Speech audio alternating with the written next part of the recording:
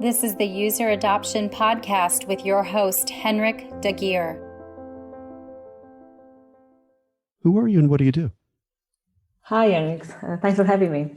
I'm Angela Guedes, and I'm the head of customer engagement at Typeform. For those that don't know, Typeform is a SaaS company that is changing the way brands interact with their audiences. So instead of the traditional one-way personal data collection options you have out there, surveys and forms, we focus on creating products that are interactive and conversational. Our users can create still forms, surveys, chatbots, and video interactions, but that the customers actually enjoy answering. And my role and focus as the head of customer engagement is to ensure our customers are successful and grow their business with our solutions. So we look after the entire customer journey post-sales, from onboarding, training, inspiration, and discovery of new use cases.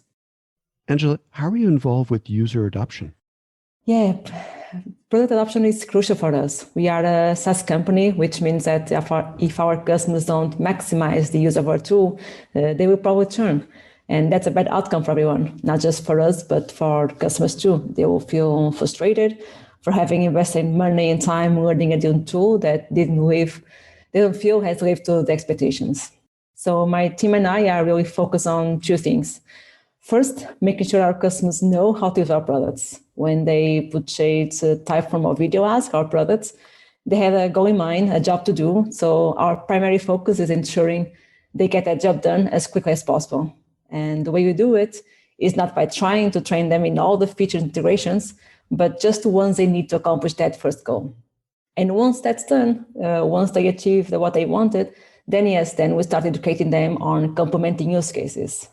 It's one of the great things about our products is that both are very flexible. So especially for marketing teams, they can use our interfaces for market research, for lead generation, to plan events or collect video testimonials. So once they accomplish that first goal, our job is to educate them on these other uses so they can get the most out of what they paid for. Angela, what are the biggest challenges and successes you've seen with user adoption? Speaking from experiments my team ran recently, we learned we have the biggest impact when we double down on personalization and contextualization.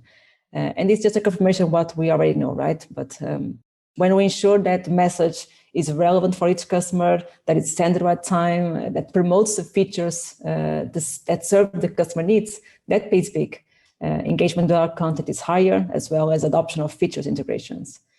Another important one is talking about is when we talk about feature integrations in the context of a use case. So not trying to push for everything at once, but again, contextualize. Instead of giving a generic training on how to use a feature, we explain how it should be used to serve a particular need. On the opposite, challenges arise when we try to get users to do too many things at once, especially when there's coordination between internal teams. You can have product marketing promoting a new advanced feature to customers that are just onboarding and don't even know the basics. Or you can have sales trying to push for an upgrade to a higher plan when the customer hasn't yet completed the first use case.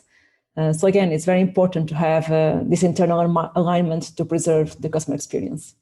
Angela, what advice would you like to share with people working on improving user adoption? Leverage data. So of course, if you have a big data team, you can work with them to segment your customers and send signals to your CRM, not just the basic segmentation based on the user journey, if you're onboarding or where to expand, but also segment on verticals by use case and industries. We can leverage this data to create content that speaks to them, training that speaks to them, and we can do that leveraging one-to-one or even marketing automation tools. If, on the contrary, you have a small team and no data support, the voice of the customer is our best friend. Just listen to support calls, read support tickets, and you won't cover common themes of where people get stuck, what's not clear, why are they failing being successful with your products. My advice is start there and build the content and create journeys that solve those pain points. Angela, where can we learn more about user adoption and your work on the subject? So on our blog, typeform.com/blog, listeners can find multiple resources from guides to customer stories. We recently launched one on the voice of the customer. and also thought leadership content. And personally, I try as much as possible to post on LinkedIn, so you can find the articles I wrote and some of the presentations I gave before. And of course, I'm always happy to connect. Well, thanks, Angela. It's my pleasure. Thank you for having me.